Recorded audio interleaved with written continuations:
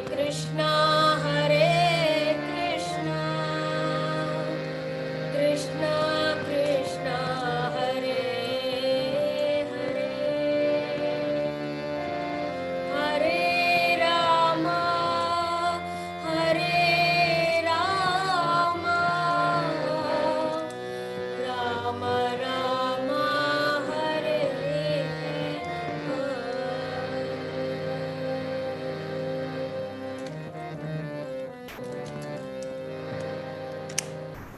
Okay, Hare Krishna to all of you. Welcome to today's session, 24th of July. I think it's almost April, May, June, July, 4 months since the lockdown has really caught on, and things have been going fine. I thank you all for joining us today. Today, we are fortunate to have with us His Holiness Bhakti Vigna Vinasa Narasimha Swami Maharaj. I shall give an introduction just a few minutes before Maharaj gets to speak. So, at this moment, we will have a small kirtan, and then we shall have one round of chanting, and then I'll give a quick introduction. Maharaj will start on. We'll have a little elongated question answer session with Maharaj today. Today is also, I heard from Balram Desh, it's the 16th years of incorporation of Balram Desh, formalization as ISKCON. So it's wonderful. Also congratulations to everybody in Balram Desh. There's a program in the evening also, we shall attend that. And at the end I shall make announcements also for Eid holidays as well as for Balram appearance and Janmashtami, which may also happen in lockdown condition. So let's get on to a kirtan for today. Over. I request my wife Sita Charu Devidasi to lead us through a kirtan today. Hare Krishna. Today we'll be singing kirtan Narad Muni Bhajai Vina by Srila Bhakti Vinoda Thakura. So let us get tuned to this beautiful song, and towards the end of the song we'll be reading the meaning as well.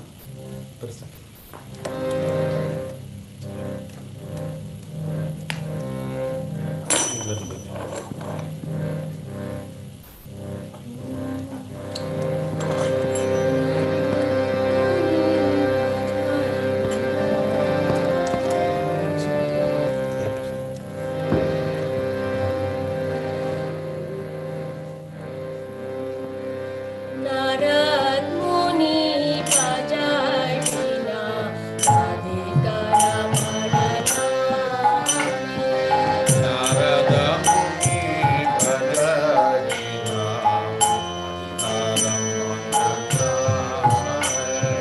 Narad Muni Bhajai Vina, Adhikara Marana. Narada Muni Bhajai Vina,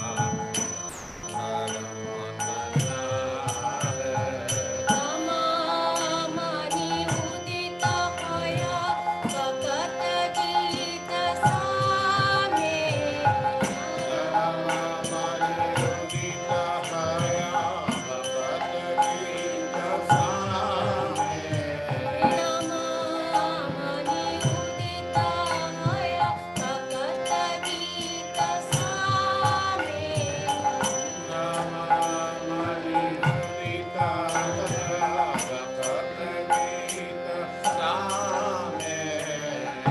Narad Muni Bhajai Vina, Adhikara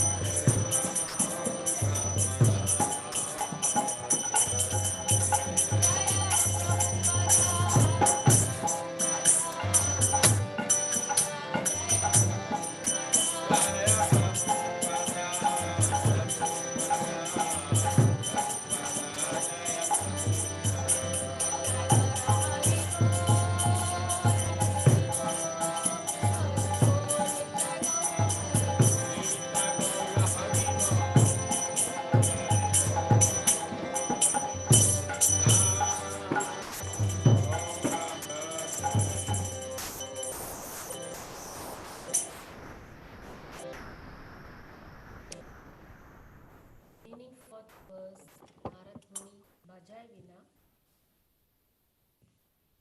When the great soul Narad Muni plays his Veena, the holy name Radhika Raman descends and immediately appears amidst the kirtan of Lord's devotees. Like a monsoon cloud, the holy name showers nectar in their ears. All the devotees, due to ecstasy, great ecstasy, repeatedly dance to their heart's content. All the people of the universe become maddened upon entering the intoxicating shower of nectar. People cry, some people dance, and others become fully intoxicated within their minds. Lord Shiva, embracing Narada Muni, repeatedly makes loud screams of ecstatic joy, and Lord Brahma, dancing very ecstatically, says, "All of you kindly chant Hari Bol, Hari Bol." In great happiness, the thousand-faced Anantasesha chants Hari Hari by the influence of the transcendental vibration of the holy name. The whole universe becomes ecstatically maddened and everyone tastes mellows of the holy name. Bhakti Vinoda, the humble servant of the Lord, says, "The holy name of Krishna has fulfilled all my desires by vibrating on everyone's tongue." Bhakti Vinoda therefore prays at the feet of Sri Rupa Goswami that the chanting of Harinama should continue always, like this always. All glories to Srila Bhakti Vinoda Thakur, all glories to Srila Prabhupada. Prabhupada ki jai. Jai. So today is also a special day, I think called Naga Panchami. And today my mother had requested me to chant the Balrama Ashtotra. And here we have also that Balrama or Anantashesha, another expansion. Great happiness, the thousand-faced Anantashesha chants Hari, Hari, Hari.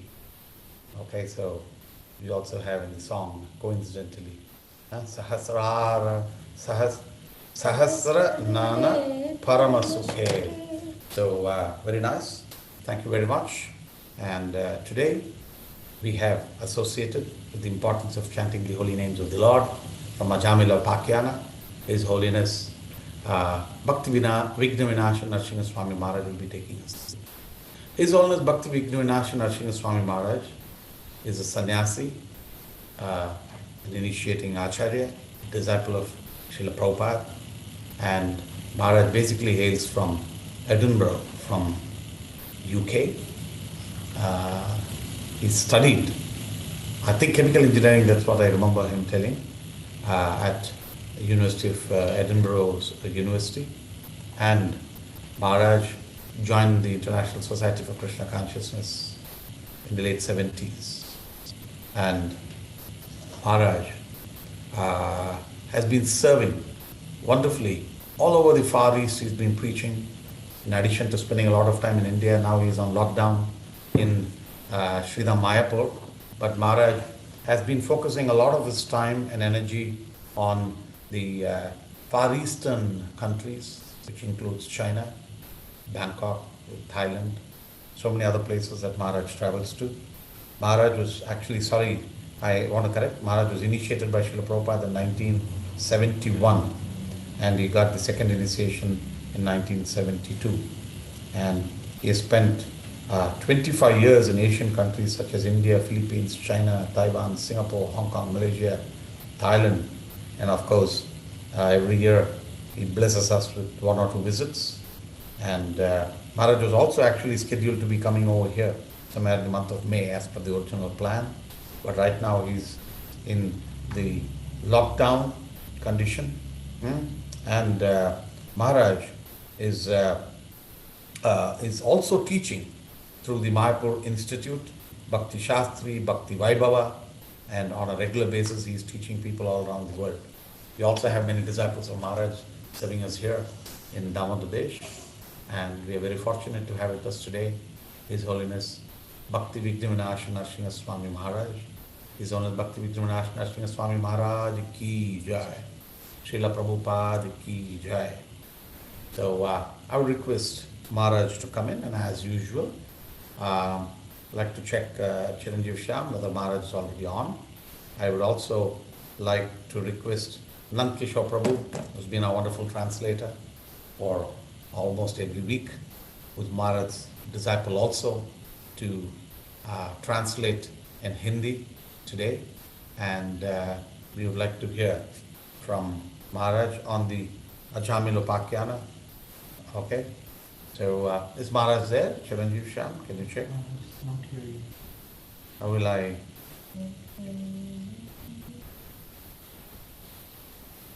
Nand Kishore Prabhu, are you checking whether Maharaj is there? Nand Kishore, are you there? Yeah. Bro. I'm dialing Maharaj. He's not yet here. I'm just trying to call him and check, bro, if everything is okay with the connection. As we are waiting for Maharaj, I just wanted to say a few points today. Number one, huh? Okay, now we have the Eid holiday, the big Eid. I think the holidays are starting on the 30th, 31st, 1st and 2nd are likely to be Eid holidays. I request devotees to spend more time in Krishna consciousness in this particular period. We will be fortunate to have a few programs also. We have at the moment confirmed His Holiness Satyanandana Swami Maharaj, who shall be with us for Eid on the 31st Friday. Maharaj will be addressing the congregation, and we will have a few other programs. We will not make it too jam-packed so all of you have enough time also with family and your own sangas. So we shall have a few kirtan sessions, we shall have some speakers coming in, and we shall announce that in the next few days. Also, the 3rd of August, Monday, is Balaram Appearance Day, and on the Balaram Appearance Day again, we shall have a session, we shall have an abhishek, we shall have a lecture on the appearance of Balaram, some bhajans too, and then we shall plan and celebrate Janmashtami and Srila Prabhupada's Vyasa Puja. Now, I know that in Damodadesh we have disciples of 18 gurus who are working together wonderfully. We all possibly write Vyasa Puja offering to our Gurudev, but I would also request all of you to write a Vyasa Puja offering for Srila Prabhupada. Srila Prabhupada, as the founder Acharya, is the Param Guru of all of us. I would request every one of you to start writing, glorifying Srila Prabhupada, because Yadi Prabhupada na hoy to, what happens to all of us? So, this is the blessings of Srila Prabhupada, his wonderful efforts that have resulted so much of people turning into Krishna consciousness all around the world. We are here today, connected somewhat to Krishna consciousness only by Srila Prabhupada's mercy. And so I request every one of you to therefore plan out and write your Vyasa Puja offering for Srila Prabhupada from now onwards, so that you can all read it out in front of Srila Prabhupada on your altar on Srila Prabhupada's Vyasa Puja day. So I would now request His Holiness Bhakti Vigna Narasimha Swami Maharaj. I think he has come on, and I request Maharaj all the way from Sridham Mayapur to bless us. Swami Maharaj ki, Srila Prabhupada ki, Jai Gaur Premanande. Maharaj, just for we shall have you speak, and then we shall have Nand Kishore Prabhu doing a translation. So it will be a pause and translate. Over to you, Maharaj. Thank you very much for being with us and blessing all of us. This is a pan GCC session, and generally we have a few hundreds who participate both on Zoom as well as on YouTube. Those are only few hundred connections, which means there are so many more who are participating. Over to you, Maharaj. And at the end of this session, Maharaj, we will have a question and answer session. I request every one of you to post your questions on the chat, both either YouTube or on this. Ideally, the first preference is to ask your questions that are relevant to this. And then besides that, we can have some questions. And once Maharaj finishes at the end, we shall have 10 minutes together to have some discussions around afterwards. Thank you very much. His Holiness Bhakti Vigna Narasimha Swami Maharaj ki jai, Srila Prabhupada ki jai, Sridham Mayapur ki jai, Jai Gaur Premanande, Hari Hari Bol. Over to you, Maharaj. Om Namo Bhagavate Vasudevaya. Om Namo Bhagavate Vasudevaya. Om Namo Bhagavate Vasudevaya. Om Jnanatimirandasya Gyananjana Shalakaya Chaksurunmilitanyena Tasmai Shri Gurave Namaha. Vanchakalpatarubhyascha Kripa Sindhu Bhaevacha Patitanam Pavanhebhyo Vaishnavibhyo Namo Namaha.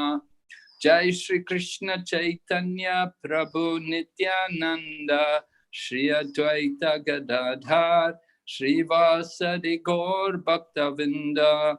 Hare Krishna Krishna Krishna Hare Hare, Hare Rama Rama Rama Hare Hare. So I wanted to speak about the encounter between Yamaraj and his servants, the Yamadutas. I think probably, I think all of you are familiar with the encounter, how Ajamila at the time of death was visited by, first of all, the Yamaduras and then later on the Vishnuduras. तो मैं आज कथा करना चाहूँगा जो अजामिल और यमदूतों के बीच में हुआ था। आप सब परिचित होंगे कि अजामिल मृत्यु के समय पहले उनके मृत्यु के समय यमदूत वहां आए थे और फिर विष्णुदूत वहां आए थे।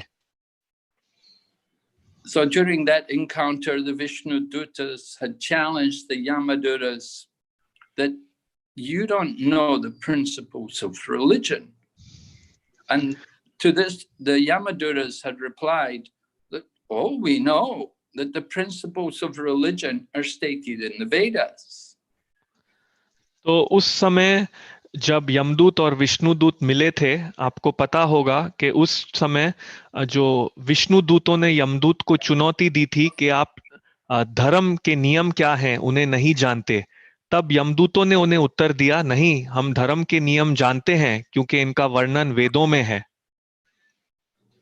But the Yamaduras had not understood that there is such a thing as transcendental religious principles. They did not know about the glories of the chanting of the holy name. परंतु जो यमदूत हैं वो उन्होंने ये नहीं समझा था कि दिव्य धर्म नाम की भी कोई चीज है। उन्हें अभी तक भगवत नाम के जप की महिमा नहीं पता थी। So the Vishnudutas would not allow the Yamaduras to arrest Ajamil and to take him to Yamaraj for punishment. They said, this man is sinless.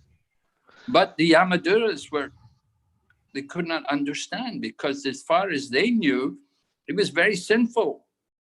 And they were acting on the order of Yamaraj to go and bring the sinful people to him for punishment.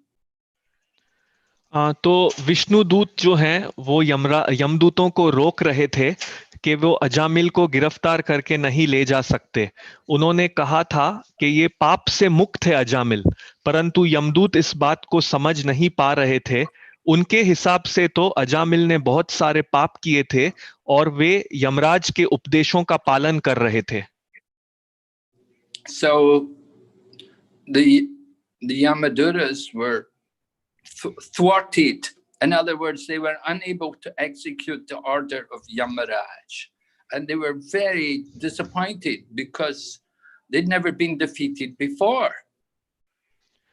तो जो यमदूत हैं वे यमराज की आज्ञा का पालन नहीं कर पाए क्योंकि विष्णुदूतों ने उन्हें रोका था। इस कारण से वे निराश हो गए थे क्योंकि इस प्रकार पहले उनकी पराजय कभी नहीं हुई थी। Everyone likes to be successful in doing things. When you fail, and then it's really a disappointment. You know, just like if you're playing maybe playing for a team or something, and you're winning all the time, and then suddenly you get defeated. It's really a blow to your ego. So the Yamadutas their ego had really been smashed by the Vishnudutas, and they came back to see Yamaraj to tell him, you know, what is happening here. तो हर कोई व्यक्ति हम देखते हैं वो सफल होना चाहता है, परंतु जब वो असफल हो जाता है तो वो निराश हो जाता है। जैसे कि आप कोई खेल कोई पक्ष के लिए खेल रहे हैं और हर समय जीतते हैं, परंतु जब आप हारते हैं तो आपके अहंकार को ठेस पहुंचती है। उसी प्रकार जो यमदूत हैं उनका अहंकार भी चकनाचूर हो चुका था, इसलिए वे वापस यमराज के पास आए और उनसे पूछा कि ये क्या चल रहा है। Their faith in the order of their superior, Lord Yamaraj, had been really questioned, because previously they always thought that Yamaraj is supreme, and whatever he orders, whatever we do on his behalf, will take place. But this was the first time they had been unsuccessful. तो जो यमदूतों का विश्वास, जो श्रद्धा थी उनकी यमराज में, आज उस श्रद्धा पर प्रश्न उठा था। पहले वे सोचते थे कि यमराज सर्वोच्च हैं और जो वो चाहें उनकी आज्ञा का पालन होता है, लेकिन ये पहली बार ऐसा अवसर था कि वो असफल हुए थे यमराज के उपदेशों का पालन करने के लिए। And they questioned that if there's other people who are judges beside you, and if you judge one way and the other judge judges another way, then in one court they're going to be punished, in another court they're going to be rewarded. It doesn't make any sense. So how can we understand what happened? तो उन्होंने प्रश्न किया यमराज से कि अगर कभी ऐसा होता है कि दो न्यायाधीश हों और एक न्यायाधीश एक तरीके से फैसला करता है कि दंडित होना चाहिए व्यक्ति, और दूसरा न्यायाधीश फैसला करता है कि वो पुरस्कृत होना चाहिए, तो ये हमें इससे कोई मतलब समझ नहीं आता। तो इसे हम कैसे समझें? Sorry. So they wanted to ask Yamaraj, how many controllers or rulers are there in this material world? You know, we always thought you were the highest, you were the ultimate controller, but it seems somebody else is there, was challenging your authority. How can we understand this contradiction? तो जो यमदूत हैं वो यमराज से पूछते हैं कि कितने परम नियंत्रक हैं इस जगत में। हम तो हमेशा सोचते थे कि आप ही सबसे परम नियंत्रक हैं इस भौतिक जगत में, पर आप हमें बताइए कि सबसे उत्तम नियंत्रक कौन है, कौन है जो आपके अधिकार को भी चुनौती दे सकता है। If in one court they decide to punish you and then in the other court they're going to reward you, then there's no point in either. It doesn't make any sense to punish or reward. Better don't do anything. There's no need to punish anyone or reward anyone. So this contradiction between your judgment and someone else's judgment is bewildering us, is causing us confusion. Please tell us. Is there another controller beside you in this world? तो जो यमदूत हैं वो यमराज से पूछते हैं कि अगर एक अदालत में एक व्यक्ति को दंडित किया जाए और दूसरी अदालत में उसे इनाम पुरस्कार दिया जाए, तो इसमें कोई बात में कुछ समझ नहीं आता। तो इससे तो अच्छा है कि ना हम उस व्यक्ति को दंड दें ना पुरस्कार दें, कुछ नहीं करें। इस प्रकार का अंतर विरोध जो हमारे मन में है हमें समझ में नहीं आ रहा है।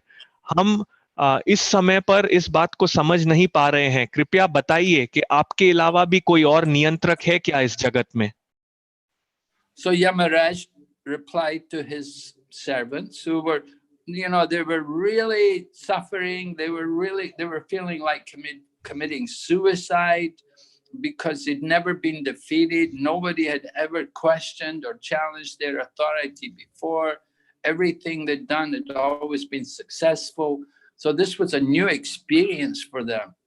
And so Yamaraj had to really help them and get them to understand this proper situation and tell them that actually I am not the supreme. There's someone above me. तो यहाँ पर यमराज जी ने यमदूतों को उत्तर दिया, क्योंकि यमदूत वास्तव में बहुत पीड़ित थे, वो आत्महत्या करने की उनकी स्थिति थी, क्योंकि इस प्रकार कभी पहले उन्हें किसी ने हराया नहीं था, किसी ने उन्हें पहले कभी चुनौती नहीं दी थी, ये उनके लिए एक नया अनुभव था। इसलिए यमराज को उनकी मदद करनी थी, उन्हें इस बात समझाने के लिए कि वास्तव में मैं सर्वोच्च नियंत्रक नहीं हूं। So Yamaraj explains to his messengers, these Yamadutas, that the one Supreme Lord, he is above everyone, and Vishnu and Shiva and Brahma are his planetary portions. They're just acting, they're just expansions from him. He is the ultimate Supreme Lord, and I'm just one of his servants. I'm like one department. I'm one tiny department of this material world, but there are many other departments, and he's the supreme over all of the departments. He's the ultimate head. He's the real controller. And there's no one above him. तो यमराज अपने दूतों को समझाते हैं कि एक ही सर्वोच्च प्रभु है जो सबसे ऊपर है। विष्णु, शिव और ब्रह्मा भी उनके विस्तार हैं, उनके अंश हैं या उनके अंशों के अंश हैं, परंतु जो सबसे सर्वोच्चम, सबसे ऊपर है, मैं उसका दास हूं। इस भौतिक जगत में अन्य विभाग हैं, मैं भी एक विभाग को देखता हूं, परंतु जो सबसे सर्वोच्च उत्तम है वो कोई और है जो सबसे ऊपर है। So Yamaraj explains to his servants that he has the jurisdiction over the human beings. There are many different living entities, but Yamaraj's jurisdiction is over the human beings, because the human beings are given the freedom to perform acts which are either sinful or pious. तो यमराज अपने दासों को आगे जाके और समझाते हैं कि यमराज जो हैं उनका अधिकार है केवल मनुष्यों के ऊपर, अन्य प्रकार के जीव हैं, परंतु यमराज का अधिकार है केवल मनुष्यों पे।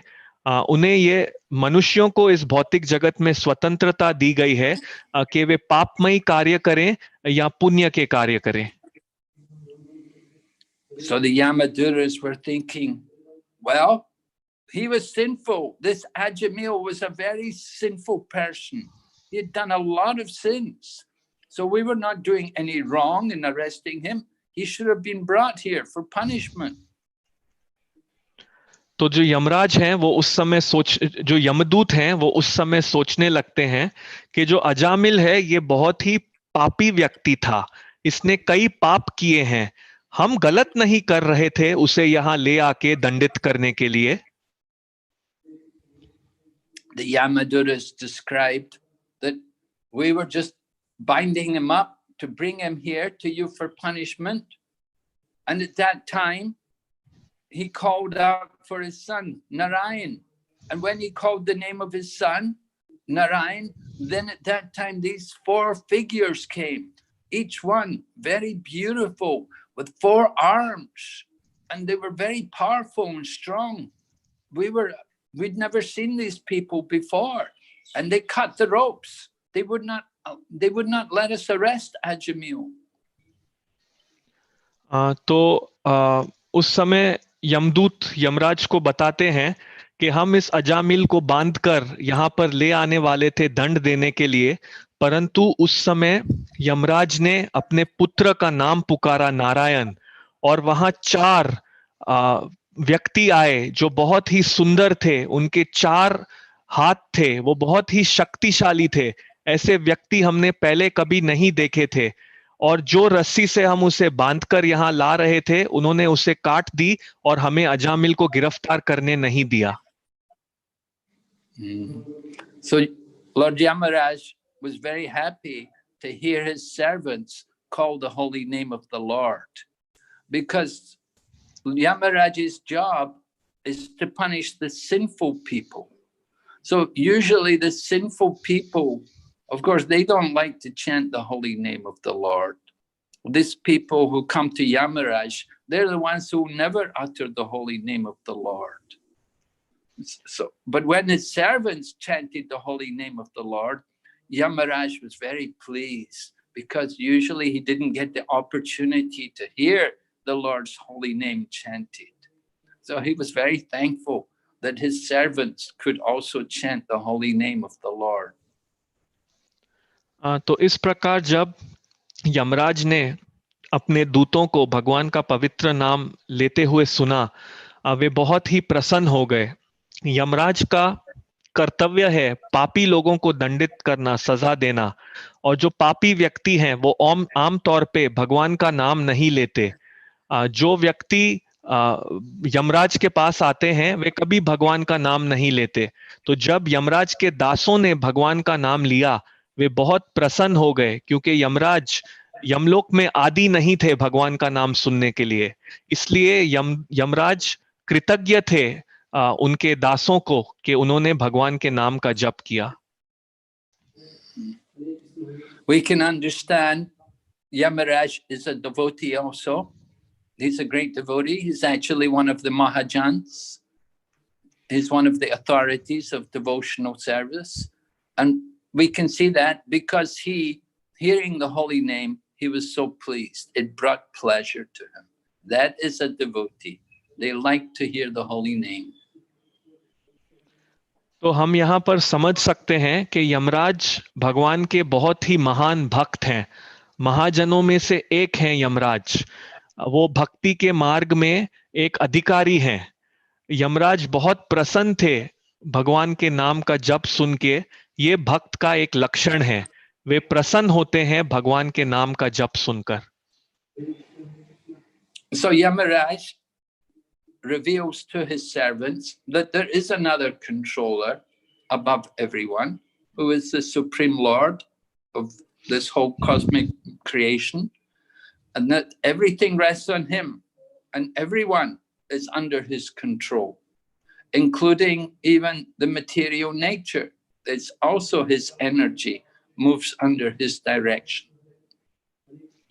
तो यमराज ने अपने दासों को बताया, इस बात का खुलासा किया कि एक नियंत्रक है जो परम नियंत्रक है, जो सबसे ऊपर है, इस पूरी सृष्टि का नियंत्रक है। सब कुछ उसी में वास करता है और उनके नियंत्रण में है। ये भौतिक जगत भी उनके नियंत्रण में है और उनके अनुसार चलता है। Lord Yamaraj explained how the Lord is responsible for the Vedic injunctions, for all the Shastras, that it's all coming from him, and it's the duty of the living entities to follow the orders of the Shastras, the injunctions of the scriptures. And when people don't, then they become sinful, and then they're punished by Yamaraj. तो यमराज ने आगे इस बात की व्याख्या की कि कैसे भगवान जिम्मेदार हैं शास्त्र और शास्त्र में जो नियम हैं उनके लिए, और जो व्यक्ति हैं उनका कर्तव्य है कि शास्त्र में जो बातें कही गई हैं उनका पालन करना, और यदि वे शास्त्र के बातों का पालन नहीं करते तो वो पापी हो जाते हैं, और ऐसे पापी व्यक्तियों को दंडित करना चाहिए। Lord Yamaraj gives the example. He said, just like a bull is controlled by putting a rope through its nose. The big, powerful animal like a bull can be controlled by a small child just by putting a rope through its nose. And he said, in the same way, this whole entire world is controlled by the Supreme Lord. उस समय यमराज ने ये उदाहरण दिया कि जैसे एक बैल होती है, उसको नियंत्रित किया जा सकता है सिर्फ उसके नाक से एक रस्सी डालकर। बैल इतना शक्तिशाली जानवर है, परंतु एक छोटा बच्चा भी उसका नियंत्रण कर सकता है उसके नाक में रस्सी डाल के। इसी तरीके से ये जो पूरा जगत है, इसको नियंत्रित किया जा रहा है परम भगवान द्वारा। So the Lord is controlling everyone through the ropes of his words, which are in the Vedas. तो जो भगवान है वो सबका नियंत्रण कर रहे हैं रस्सियों द्वारा, और ये रस्सियां वेद के वचन के बराबर हैं। The Vedas describe the duties of different divisions in the human society, Brahman, Kshatriya, Vaishya, Sudra. They describe the different orders of life and how people should live in this material world. तो जो वेद हैं वे हमें बताते हैं कि इस संसार में व्यक्तियों के अन्य विभाजन हैं, ब्राह्मण, वैश्य, क्षत्रिय और शूद्र। तो इस प्रकार से भगवान ने वेद में हर विभाग का क्या कर्तव्य है उसका वर्णन किया है, और कैसे हमें इस भौतिक जगत में रहना है इस बारे में बताया है। And people offer the results, their different activities, they perform them for the pleasure of that one Supreme Lord. और जो व्यक्ति हैं वो अपने कार्यों के सभी फल का त्याग करते हैं उस परम प्रभु की प्रसन्नता के लिए। Yamaraj went on to describe that all of the different demigods are situated in the mode of goodness. They're above the mode of passion and ignorance. But even they also cannot understand everything about the nature of the Supreme Lord. Yamraj आगे कहते गए कि जो अन्य देवी देवता हैं वे भी सतो गुण में स्थित हैं, रजो और तमो गुण के परे, परंतु वे भी उस परम भगवान के विषय में नहीं समझ सकते। The Supreme Lord, who is above everyone, who is the Supreme Personality of Godhead, to understand his activities and his qualities, that is for those who are above the modes of nature, not who are just simply situated in the mode of goodness. आगे यमराज कहते हैं कि जो परम भगवान हैं उनके कार्यों को, उनके गुणों को समझ पाना उन व्यक्तियों के लिए संभव नहीं है जो तीनों गुण में स्थित है। ये तो वे व्यक्ति समझ सकते हैं जो सतो गुण के भी ऊपर हैं। And if one is situated in the mode of passion and ignorance, then he's fully in illusion. He will never understand the Lord. और जो व्यक्ति रजो और तमो गुण में है वो तो पूरी तरह से भ्रम में है, वो कभी भगवान को नहीं समझ पाएगा। So in this way, Lord Yamaraj is describing how there's something higher than just this material religion. The principles of material religion are there in the Vedas, but above the Vedas, you have transcendental religion, Bhagavad Dharma, the religion of the Supreme Personality of Godhead.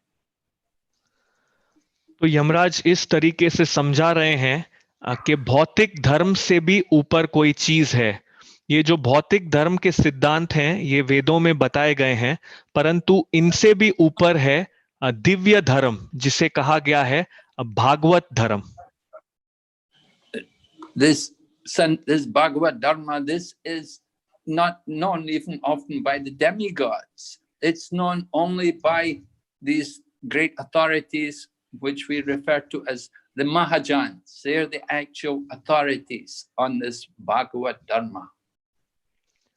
तो ये जो भागवत धर्म है ये देवी देवताओं को भी इसके बारे में नहीं पता होता। ये तो पता है उन अधिकारियों को जिनको हम महाजन कहते हैं। ये महाजन वास्तविक अधिकारी हैं जो भागवत धर्म के बारे में जानते हैं।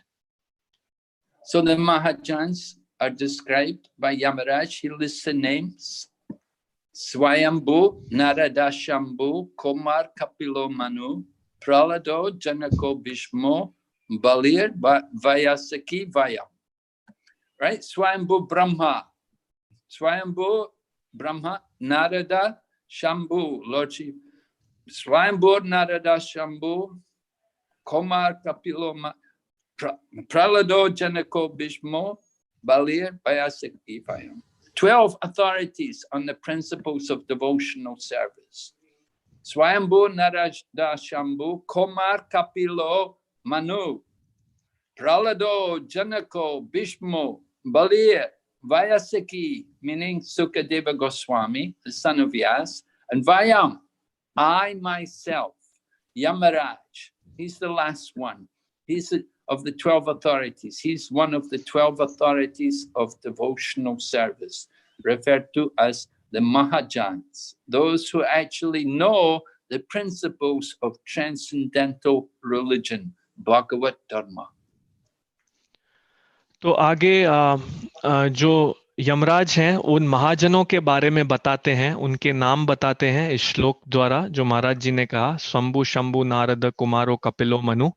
इसमें वो 12 महाजनों के नाम बताते हैं जो ब्रह्मा, शिव जी, नारद, कुमार, कपिल, मनु, प्रहलाद, जनक, भीष्म पितामह, बलीर, व्यासकी जो सुखदेव गोस्वामी हैं, शिला व्यासदेव के पुत्र, और वयम जो यमराज कहते हैं मैं खुद। तो जो 12 महाजन हैं उनमें से आखिरी हैं यमराज। ये वो व्यक्ति हैं जो दिव्य धर्म के सिद्धांतों को जानते हैं। We can note some of them are brahmacharis and some of them are grihastas. That is not the distinction. The point is they all know the principles of religion. It's not concerned with their material ashram. तो इन महाजनों में से हम देख सकते हैं कुछ ब्रह्मचारी हैं और कुछ गृहस्था हैं। ये महत्वपूर्ण चीज नहीं है। महत्वपूर्ण चीज ये है कि वे सब इस दिव्य धर्म के सिद्धांतों को जानते हैं। दिव्य धर्म के सिद्धांत का केवल आश्रम से कोई संबंध नहीं रहता। So the Mahajans teach the principle of religion. The ultimate principle of religion is described in the Bhagavad Gita, where Lord Krishna says to give up all religious principles, sarva dharmam parigyajna mamikam sharanam braja. Lord Krishna is asking Arjuna, just give up all your religion and surrender unto me. I will free you from all sinful reactions. Do not fear. This is the ultimate principle of religion. This is the principle of Bhagavad Dharma, to surrender to Krishna. तो ये जो महाजन जो धर्म के सिद्धांत बताते हैं उसी को भगवान श्री कृष्ण भगवत गीता में भी कहते हैं कि आप सब अपने बनाए गए धर्म के सिद्धांतों को छोड़ दीजिए। सर्वधर्मान परित्यज्य माम एकम शरणम व्रज, केवल मेरा शरण लीजिए और डरिए मत, मैं आपको आपके सब पाप कार्य से मुक्त कर दूंगा। ये सिद्धांत है इस भागवत धर्म का कि हमें भगवान का शरण लेना है। The Yamaduras, they didn't know about this. They only knew about material religion. They only knew about what's told in the Vedas, like ritualistic ceremonies, perform ritualistic ceremonies. And people think the purpose of ritualistic ceremonies is to get material enjoyment, that we'll go to higher planets and we'll enjoy, we'll have sense gratification there. They do not understand the real purpose of the Vedic sacrifice is to purify our consciousness so that we'll become more eligible for hearing the glories of the Supreme Lord, who can take us out from this material existence. तो जो यमदूत इस बात को नहीं जानते थे कि ये भागवत धर्म क्या है। वे तो केवल भौतिक धर्म के बारे में जानते थे जिसका वर्णन वेदा में है। वे केवल इस कर्मकांडिया जो धर्म है उसके बारे में जानते थे, जिसका कारण है कि हम ज्यादा भौतिक भोग कर सकें और उच्च ब्रह्मांडों में जा सकें और वहां ज्यादा भोग कर सकें। परंतु वो जो वैदिक यज्ञ है उसका वास्तव कारण नहीं जानते थे, जो है हमारी चेतना को शुद्ध करना, जो हमें योग्य बनाता है भगवान के विषय में सुनने के लिए, जो सक्षम है हमें इस भौतिक जगत से बाहर ले जाने के लिए। So transcendental religion is to bring us to an understanding about the position of the Supreme Lord, the Supreme Controller, the personality of Godhead, who's above everyone, who's above Yamaraj, who's above all the other different demigods, who's the controller of everyone.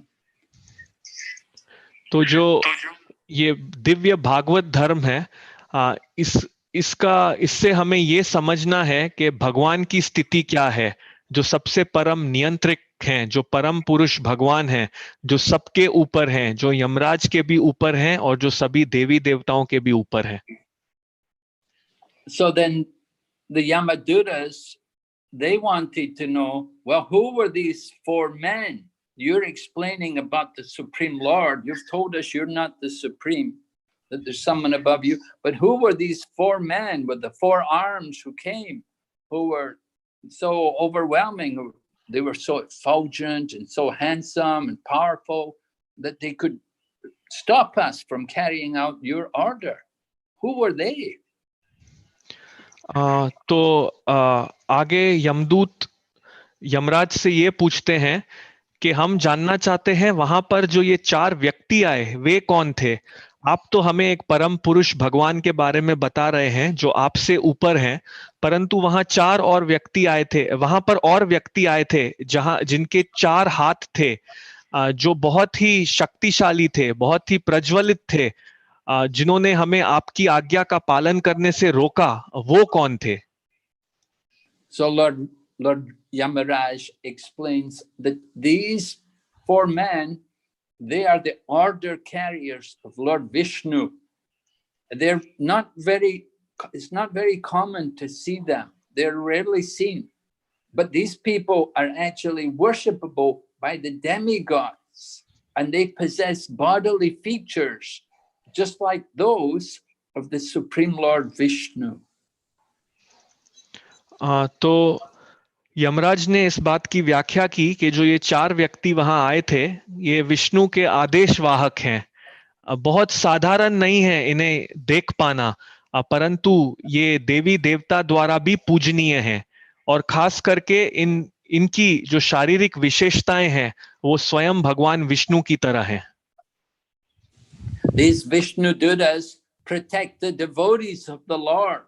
They protect them from the hands of enemies. They protect them from the envious people, and they they protect them from Yamaraj himself. If Yamaraj is going to punish them, then the Vishnu Dutas will protect the devotees from any harm.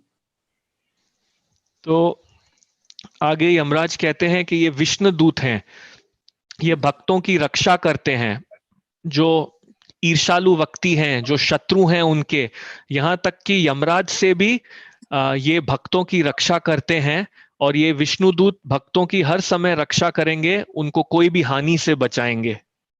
Any kind of material disturbance, just like at this time, we may be worried, we may feel threatened about material, some disturbance in our life, but we can be sure of the protection of the servants of Lord Vishnu, these Vishnu Dutas. They're there to protect the devotees. तो कोई भी प्रकार की भौतिक समस्या से ये विष्णु दूत भक्तों को बचाते हैं. खास करके इस समय हम चिंतित हो सकते हैं अब की जो हमारी स्थिति है, जो अशांति है सबकी जीवन में, परंतु आप इस बात को अच्छे से जान सकते हैं कि ये जो विष्णु के सेवक हैं, ये हर समय भक्तों की रक्षा करेंगे. So devotees of the Lord, we don't have to worry. We just simply have to take shelter of the Lord's holy name. And by taking shelter of the Lord, we can be sure of the protection of the Lord. And will come either through the Lord himself or through his messengers like the Vishnu Dutas, who travel everywhere in the material world. They travel throughout the creation. तो जो भक्त हैं उन्हें किसी प्रकार की चिंता नहीं होनी चाहिए. उन्हें केवल हर समय भगवान के पवित्र नाम का शरण लेना चाहिए, और वे इस बात को अच्छे से जान लें कि इस कारण से हर समय वो भगवान के सुरक्षण में होंगे. भगवान स्वयं उनकी सुरक्षा करेंगे, या भगवान के दूत जो हर स्थान पर यात्रा करते हैं, इस पूरे भौतिक ब्रह्मांड में जो घूमते रहते हैं, वो उन भक्तों की सुरक्षा करेंगे. So the devotees, we want to absorb ourselves in not only chanting the Lord's holy name, but in describing the qualities and the pastimes, activities of the Lord. And in this way, we're always protected from the fear of going to the court of Yamaraj. तो जो भक्त हैं उन्हें हर समय अपना मन पूर्ण रूप से मग्न करना चाहिए भगवान के पवित्र नाम का जप करने में, और सिर्फ नाम का जप करने में ही नहीं, भगवान के दिव्य गुण और लीलाओं का वर्णन करने में। और ऐसा करके हम ये जान सकते हैं कि हम हर समय सुरक्षित होंगे, यमराज की अदालत हमें कोई नहीं ले जा पाएगा। We sometimes hear, everyone has to go to Yamaraj. Everyone has to die. Certainly, we know we have to give up the body, but for the devotee, it's not a problem. If we have taken shelter of the Lord's holy name, then we don't have to be afraid of the Yamaduras coming, because we know the Lord is there to take the devotee.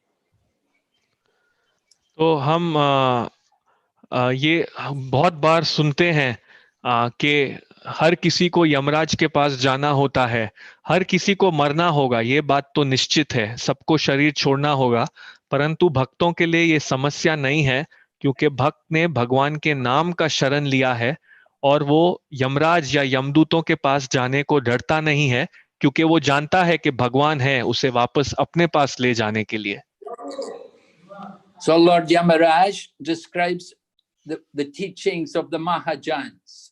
He tells the Yamaduras that devotional service, transcendental religion, begins with the chanting of the holy name. And this is the ultimate religious principle for the living entities in human society. तो आगे यमराज बताते हैं कि इन महाजनों की शिक्षाएं क्या है। वे बताते हैं यमदूतों को कि जो भक्ति है भगवान का, ये दिव्य धर्म है और इसकी शुरुआत होती है भगवान के नामों का जप करके, और भगवान के नाम का जो जप है ये परम धार्मिक तत्व है मनुष्य समाज के लिए। The chanting of the Lord's holy name is the beginning of this transcendental process. And there are many scriptural references to support that. And the effect of the holy name is that it destroys all kinds of sinful reactions. तो जो भगवान के नाम का ये जो जप है, ये शुरुआत है इस दिव्य धर्म की, और इस विषय के लिए बहुत ही शास्त्र में हमको संदर्भ मिलेंगे जो इसी बात को दर्शाते हैं। और ये भगवान के पवित्र नाम का जप हमारे पापमय कर्म के फलों को नाश करता है। And to illustrate the power of the holy name to his servants, the Yamaduras, Lord Yamaraj says, just see this greatly sinful Ajamil, because he chanted the holy name of the Lord, he was saved from being punished. All of his sins were destroyed, because when he chanted the holy name of the Lord, he was calling for his son. He was not even calling for the Lord. He was simply calling for his son. But when he chanted that name of the Lord, then he also remembered that this is the name of the Lord. And in this way, he was saved. तो आगे यमराज भगवान के पवित्र नाम के जप की शक्ति को और दर्शाने के लिए कहते हैं कि देखिए ये अजामिल कितना पापमय व्यक्ति था, इसने कितने पाप किए थे, परंतु क्योंकि इसने भगवान के नाम का जप किया वो अंत समय में बच गया, क्योंकि इस जप से उनके पाप कार्यों का जो फल है वो नाश हो गया था। वे भगवान को नहीं बुला रहे थे, वे अपने पुत्र नारायण को बुला रहे थे, परंतु जब उन्होंने अपने पुत्र का नाम जपा उन्हें उस समय याद आया कि ये नाम भगवान का भी नाम है और इसलिए वे बच गए। So the chanting of the holy name was so powerful that even though Ajamil was very sinful and very contaminated. He was not pure at all. But because he called for his son, who happened to have that name of the Lord, he got the benefit, not chanting, he wasn't chanting the pure name, but he got the benefit of chanting the name at the level of namabas, at the intermediate level, at the stage of, not offensive, but at the same time not pure. He wasn't deliberately committing any offense. He just simply called for his son because he saw the Yamaduras. He was afraid. He called for his son for protection. And when he called the name of his son, at that time, he remembered that this is also the name of the Lord. And that saved him. तो यहाँ पर हम देख सकते हैं कि भगवान के नाम का जप इतना शक्तिशाली था क्योंकि अजामिल इतना पापी व्यक्ति था, उसने इतने पाप किए थे, वो दूषित था, वो कोई भी तरीके से शुद्ध नहीं था। उन्होंने अपने पुत्र का नाम पुकारा जो नाम भगवान का था, परंतु फिर भी उसे इसका लाभ प्राप्त हुआ। उन्होंने शुद्ध स्थिति पे जप नहीं की, उनका जप जो था नाम आभास की स्थिति पे था, जो मध्यमी स्थिति है। उनके नाम जप में कोई अपराध नहीं था, परंतु वो शुद्ध नाम भी नहीं था। उन्होंने अपने पुत्र का नाम पुकारा क्योंकि वो यमराज के यमदूतों को देख के डर गए थे, लेकिन क्योंकि उनके पुत्र का नाम भगवान का नाम था, वे उस समय बच गए। So we should understand that the remedy for sinful reactions, the only way in which we can get relief from the effects of sinful reactions is by chanting the holy name of the Lord. And it's very easily performed. That the sinful reactions can all be removed simply by chanting the Lord's holy name. तो हमें ये समझना चाहिए कि जो उपाय है, पाप किए गए कार्यों के नतीजा भोगने का जो उपाय है, जो तरीका है जिनसे हम अपने पाप के नतीजों से बच सकते हैं, मुक्ति पा सकते हैं पाप के नतीजों से, वो है भगवान के नामों का जप। ये बहुत आसानी से किया जा सकता है, परंतु पूरी तरह सक्षम है हमारे पापमय कार्यों के फल को निकालने के लिए। The Shastras tell us, even if we chant with improper pronunciation, still the mantra will act. It will take effect, even though the pronunciation is not proper.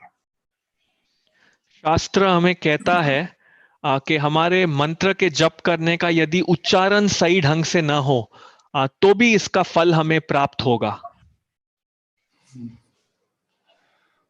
We see in different parts of the world, different places, we call the name of the Lord with different pronunciations. For example, in the Soviet Union, in Russia, they say Karishana, Karishana, Hare Krishna. And in China, we say Govinda. For Govinda, we say Govinda. Pronunciation is different, but they're calling the name of the Lord. They get the benefit of the Lord's holy name. तो हम देख सकते हैं कि विश्व भर के अन्य स्थानों में भगवान के नाम का जप किया जा रहा है, परंतु हर स्थान में उच्चारण करने का तरीका अलग है। जैसे कि रूस में कहा जाता है करिश्ना और चीन में कहते हैं गोविंदा। यहाँ उच्चारण करने का तरीका अलग है, परंतु क्योंकि वे भगवान के नाम पुकार रहे हैं, उनको इसका लाभ प्राप्त होता है। So by chanting the holy name, one can get relief from all these different sinful reactions. One should be very careful, however, not to take advantage and try to think that he will do sinful activities and then simply counteract them by chanting the holy name. If we do like that, that's a great offense. तो हम इस प्रकार से देख सकते हैं कि कैसे भगवान के नाम का जप करके हम मुक्त हो सकते हैं अपने पहले किए गए पाप कर्मों के फलों से, परंतु हमें सावधान होना चाहिए, इस बात का लाभ नहीं उठाना चाहिए कि पहले हम पाप करेंगे और उन पाप के अपराधों के से बचने के लिए फिर भगवत नाम का जप करेंगे। इस प्रकार से पाप करना और फिर भगवान का नाम लेना उनसे बचने के लिए, ये बहुत ही महापाप, महाअपराध है। Ajamil's chanting was not like that. Ajamil, when he was calling the name of his son, he was not thinking that I'm calling the name of the Lord. And he had no intentions of calling the name of his son or calling the name of the Lord to counteract his sinful reactions. तो जब अजामिल जप कर रहे थे, उनका जप ऐसा नहीं था। वे अपने पुत्र का नाम पुकार रहे थे। उस समय वे नहीं सोच रहे थे कि मैं भगवान का नाम पुकार रहा हूं, और ना ही उनका कुछ ऐसा इरादा था कि वो जप करके अपने पहले किए गए पापों से मुक्त होना चाहते थे। So Ajamila was chanting without offense. He was not trying to take an unfair advantage of the holy name. He was a sinful person, but he had no knowledge about the chanting of the holy name. He had no knowledge that by calling the name of the Lord, he could overcome his sinful reactions. That was not his intention. तो अजामिल जो जप कर रहे थे वो बिना अपराध के कर रहे थे। वो ये कोशिश नहीं कर रहे थे कि भगवान के नाम का जप करके कोई अनुचित लाभ उठाया जाए। वे पापी जरूर थे, परंतु उन्हें भगवान के नामों के जप के विषय में कोई ज्ञान न था। वो इस कारण से जप नहीं कर रहे थे कि मैं जप करके अपने किए गए पाप कर्मों से मुक्त हो जाऊं। So intelligent persons hearing this pastime, they should also want to take advantage of the chanting of the holy name, and they should also want to, of course, give up their sinful activities. They should be aware that there are such people as the Yamaduras, and their job is to punish the sinful people. तो इस कथा को सुन के जो बुद्धिमान व्यक्ति हैं, उन्हें भगवत नाम के जप करना, ये जो आध्यात्मिक कार्य है, इसे शुरू करना चाहिए, इसका लाभ उठाना चाहिए, और उसके साथ साथ ही अपने पाप कर्मों को भी बंद करना चाहिए। हमें ये विश्वास होना चाहिए कि यमदूत नाम जैसे कोई व्यक्ति हैं जो पापियों को दंड देने के लिए आते हैं। Yamaraj explains that people who are chanting the holy name, they're not under his jurisdiction. And generally, those people who chant the holy name do not commit sinful activities. तो यमराज कहते हैं कि जो व्यक्ति भगवान के नामों का जप कर रहे हैं, वो व्यक्ति यमराज के अधिकार क्षेत्र में नहीं आते, और आमतौर पे जो व्यक्ति भगवान के नामों का जप करते हैं वो कोई पाप में कार्य नहीं करते। But even if someone by mistake he may commit some sinful activity, he can be protected from the sinful reactions because he always chants the holy name of the Lord. परंतु यदि कोई व्यक्ति अनजाने में, बिना जानते हुए कोई गलती कर भी बैठे, तो वो उसके गलती के नतीजे से बच सकता है, क्योंकि वो हर समय भगवान के नामों का जप कर रहा है। So in this way, Lord Yamaraj tells his servants, the Yamaduras, that do not approach the devotees of the Lord who have surrendered to the Supreme Lord. You should not go to them. They are very special people. They are equal to everyone, and they always glorify the Supreme Lord, and they're glorified even by the demigods. तो यमराज आगे यमदूतों से कहते हैं कि जो भगवान के भक्त हैं, जिन्होंने भगवान का शरण लिया है, आप उनके पास नहीं जाइए। ये बहुत ही विशेष व्यक्ति हैं, इनके लिए सब कोई बराबर है। ये हमेशा भगवान का गुणगान करने में लगे हुए हैं, और ये स्वयं देवी देवताओं द्वारा भी इन भक्तों का गुणगान होता है। Yamaraj tells his Yamadutas, better you do not even go near them. Just stay away from them. Don't even go near them, because these devotees, they are protected by the Supreme Personality of Godhead himself. And even Lord Brahma, and even Yamaraj said, even I myself, even the time factor, we cannot do any harm to these people because they're under the protection of the Lord himself. तो आगे यमराज कहते हैं यमदूतों से कि आपके लिए अच्छा बेहतर यही होगा कि आप इन भक्तों के नजदीक भी नहीं जाइए, क्योंकि ये जो भक्त हैं ये भगवान द्वारा सुरक्षित हैं। ब्रह्मा, यहाँ तक कि मैं खुद और समय भी, काल भी इन भक्तों का कोई नुकसान नहीं कर सकता, क्योंकि ये भक्त स्वयं भगवान द्वारा सुरक्षित हैं। So Yamaraj's servants may be feeling disappointed. They may feel worried that, oh, we shouldn't go near these people. But then Yamaraj encourages his servants. He tells them, he said, you bring to me, he said, you should bring to me those people who will never chant the holy name of the Lord. Bring to me those people who have no taste for hearing about the Lord and who will never bow their head before the Lord. He said, bring to me these kind of people, the people who will never associate with the devotees and who are attached to their family life and their sense gratification. You bring these kind of people to me.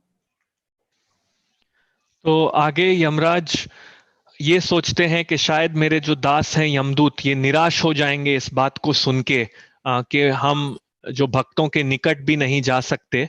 तो इसलिए यमराज उनको और उत्साहित करते हैं ये कह के कि आप ऐसे व्यक्ति मेरे पास ले आइए जो कभी भगवान के नामों का जप नहीं करते, जिन्हें भगवान के विषय में सुनने के लिए कोई रुचि नहीं है, जो कभी अपना माथा नहीं झुकाते भगवान के आगे। ऐसे लोग मेरे पास लाइए जो कभी भगवान के भक्तों से संग नहीं करते, जो केवल अपने परिवार और इंद्रिय तृप्ति से आसक्त हैं। ऐसे व्यक्तियों को मेरे पास लाइए। So Yamaraj then turns to the Supreme Lord. He offers a prayer to the Supreme Lord and he asks to be forgiven for his offense in trying to arrest Ajamil. He asked to be forgiven because his servants actually had done it. The Yamaduras, they were the ones who tried to arrest Yamaraj, but Yamaraj also feels responsible for his servants, and he asks the Lord that please forgive us, that Yamaraj himself takes the responsibility, that please forgive us, we will not do this again. We now very clearly, I have told my servants never to bother your devotees. तो आगे अब यमराज जो हैं वो भगवान की तरफ मुड़ के भगवान को प्रार्थना करते हैं, उनसे क्षमा मांगते हैं, क्योंकि जो अपराध हुआ था उनके दूतों द्वारा अजामिल को गिरफ्तार करने के लिए, इसलिए वह भगवान से क्षमा मांगते हैं। यमराज के दासों ने ये अपराध किया था, अजामिल को गिरफ्तार करने गए थे, परंतु यमराज भी इस बात की जिम्मेदारी लेते हैं। वे भगवान से कहते हैं कृपा हमें क्षमा कीजिए। वो इस बात की पूर्ण जिम्मेदारी लेते हैं और कहते हैं हम ये दोबारा नहीं करेंगे। मैंने मेरे दूतों को साफ साफ कह दिया है कि आप भगवान के भक्तों के पास नहीं जाइए। When a servant acts on behalf of the master becomes also responsible for the actions of the servant. So Yamaraj felt himself responsible for the activities of his servants, and he asked to be forgiven. तो जब कोई दास अपने प्रभु के लिए कार्य करता है तो उसका प्रभु भी उस कार्य के लिए जिम्मेदार हो जाता है। इसलिए यमराज को लगा कि मैं भी इस अपराध के लिए जिम्मेदार हूं जो मेरे यमदूतों ने किया, और इसलिए उन्होंने भगवान से क्षमा मांगी कि उनके अपराध के लिए उन्हें क्षमा कर दें। And in this way the Yamadutas, after hearing the instructions from Yamaraj, then wherever they see a devotee, they're afraid. They fear the devotee. They just go away. They don't want to go near the devotee because they have been told very clearly by Yamaraj, do not approach the devotees of the Lord. तो इस प्रकार यमदूत ये सुनने के बाद बहुत सावधान हो गए। जहां भी वे भक्त देखते हैं वो डर जाते हैं भक्तों से, क्योंकि उन्हें कहा गया है यमराज द्वारा साफ कि आप मेरे भगवान के भक्तों के पास नहीं जाइए। So in this way, the glories of the holy name are taught to us through the pages of Srimad Bhagavatam and this wonderful pastime of how Ajamil became delivered from his sinful reactions. तो इस प्रकार जो भगवान के नाम का जप की महिमा है वे हमें श्रीमद् भागवतम में बताई गई है इस अजामिल व्याख्या से कि किस प्रकार अजामिल भगवान के नाम का जप करके अपने पापों के फल से मुक्त हो गए। So we pray that you can also become ecstatic in hearing and chanting the glories of the Lord, and develop a nice taste for the holy name, and in this way protect us ourselves from ever having to go to the court of Yamaraj. तो मैं प्रार्थना करता हूं कि आप सभी भी आनंद में आ जाएं भगवान के नामों का जप करके और उनकी महिमा गा के, और आपको इस भगवान की कथा और उनके नाम में रुचि प्रभावित हो, और इस प्रकार आप बच जाएं कभी भी यमराज की अदालत में जाने से। So I have to stop now, is it 1 o'clock? तो अभी शायद मुझे बंद करना होगा। Are there any questions? कोई प्रश्न है?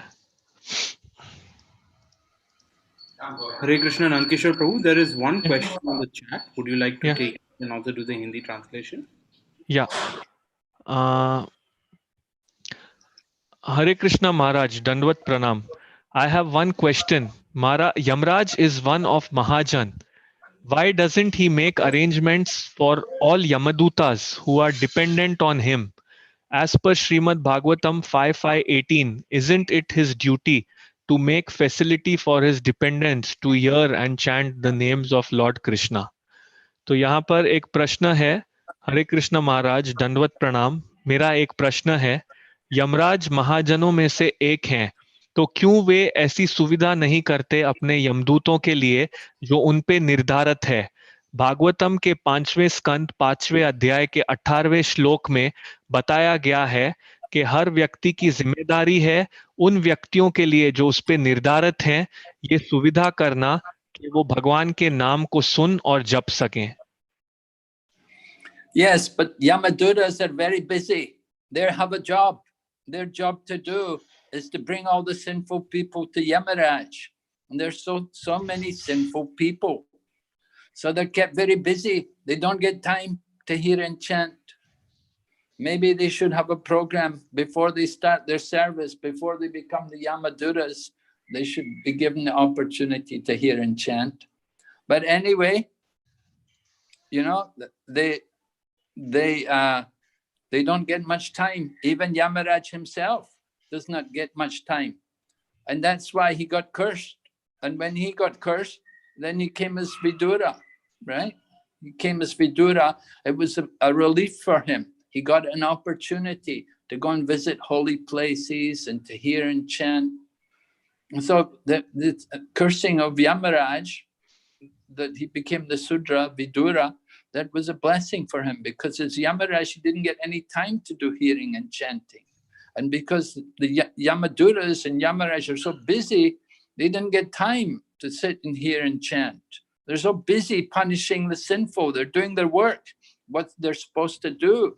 The duty prescribed for them. But then sometimes it's arranged they get the chance. Not all the time. It's like that. Very busy. Just like many of you, you're very busy in your work. You don't get time to do all the reading and chanting you're supposed to do. You're so busy. So they're also very busy, material world like that.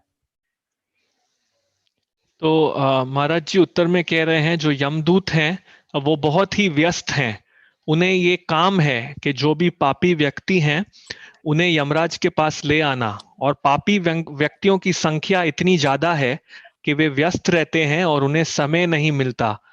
शायद ऐसा करना चाहिए कि उनको अपना जो उनकी जो जिम्मेदारी है वो शुरू करने के पहले एक सत्संग का कार्यक्रम करना चाहिए, परंतु बात तो यह है कि उन्हें ज्यादा समय नहीं मिलता। इसलिए यमराज को एक बार श्राप मिला था और वो विदुरा के जैसे आए। उस समय उन्हें एक बहुत ही अच्छा अवसर मिला पवित्र धामों पर जाने का और भगवान के नाम के बारे और भगवान की लीला का स्मरण करने का और जप करने का।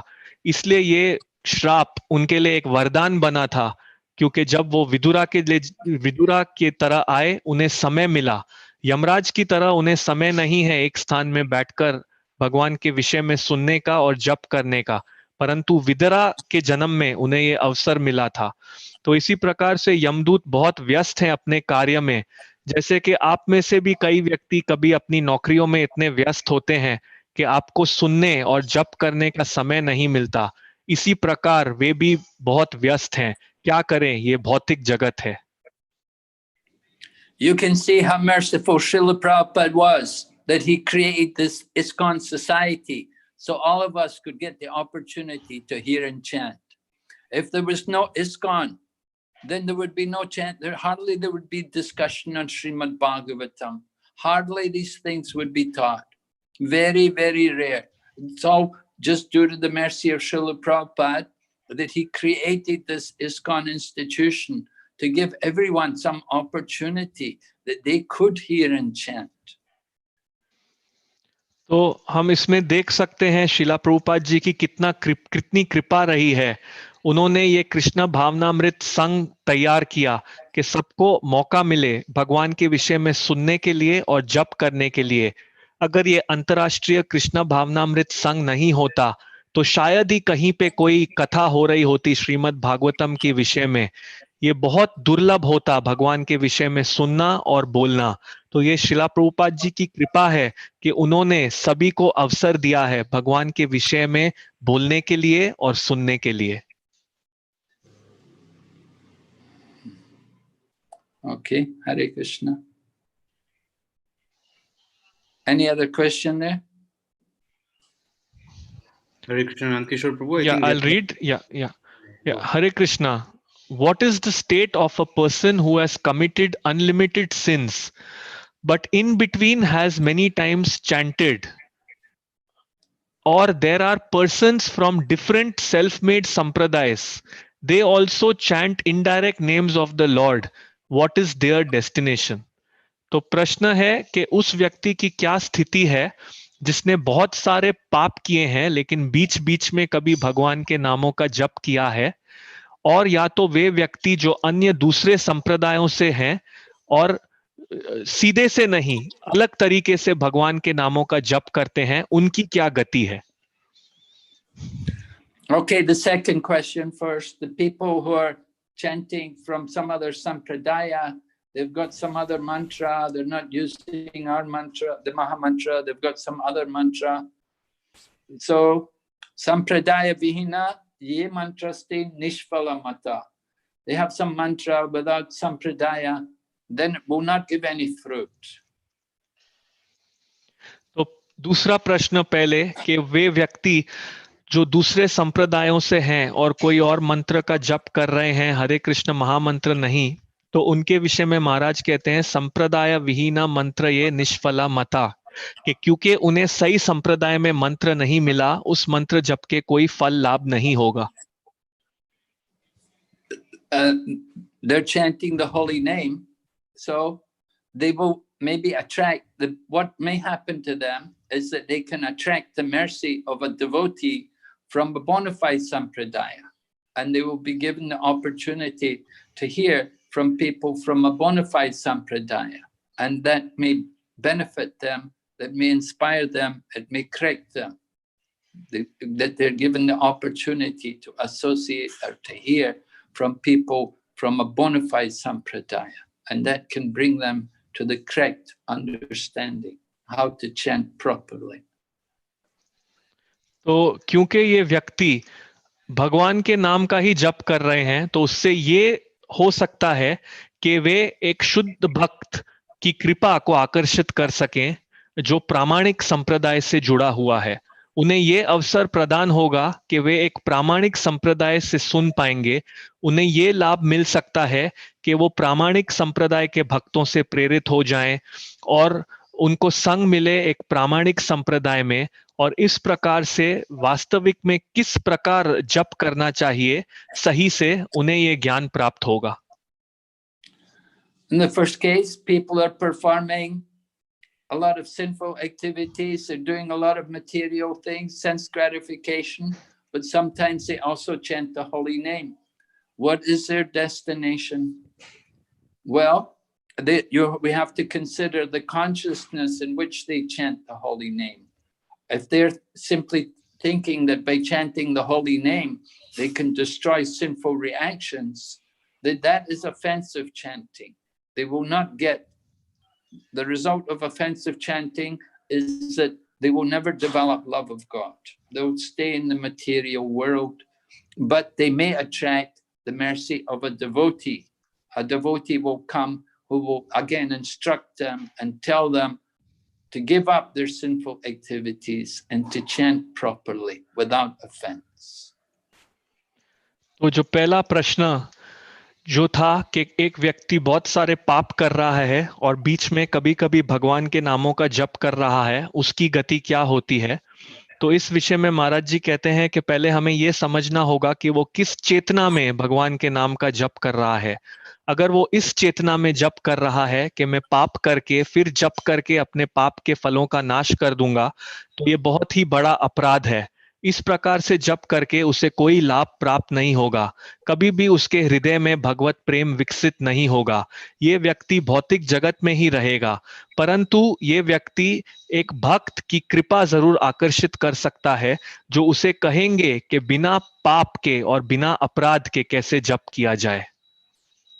Association is the crucial factor in both these cases. If you don't get the right association, then it's very difficult. If we contact some apasampradaya, or if we just simply chant, we're just doing mundane activities without feeling encouraged to perform proper devotional service, then it's very difficult for us to make spiritual advancement. We need to get the association with devotees who can inspire us and who can guide us to come to the higher platform of devotional service. We have to be guided by sadhu, shastra and guru. तो यहाँ पर दोनों किस्सों में आप देख सकते हैं कि संग सबसे महत्वपूर्ण बात है। अगर हमें सही संग नहीं मिलेगा तो आध्यात्मिक प्रगति करना बहुत मुश्किल है। दोनों किस्सों में हम देख सकते हैं कि उनका संग कोई प्रामाणिक संप्रदाय से होना चाहिए। अगर कोई व्यक्ति साधारणीय कार्य कर रहा है और बिना सही तरीके की भक्ति में कार्य कर रहा है अपने मनमाने तरीके से, इस व्यक्ति को आध्यात्मिक प्रगति करना बहुत मुश्किल है। हमें किसी न किसी प्रकार से सही संग प्राप्त हो तो हम प्रेरित हो सकते हैं। हमें ये बताया जा सकता है कि कैसे हम सही तरीके से भक्ति करें और भक्ति के ऊंची स्थिति पे आए। साधु, शास्त्र और गुरु, ये तीनों बहुत महत्वपूर्ण अंग हैं। If you want to be cheated, then you will find a cheater. You'll find somebody to misguide you. It depends on our own attitude. What is our mood? Are we looking to be cheated? Do we just want something which is made very easy for us, that we can continue all of our sinful activities? Or do we really want the genuine thing?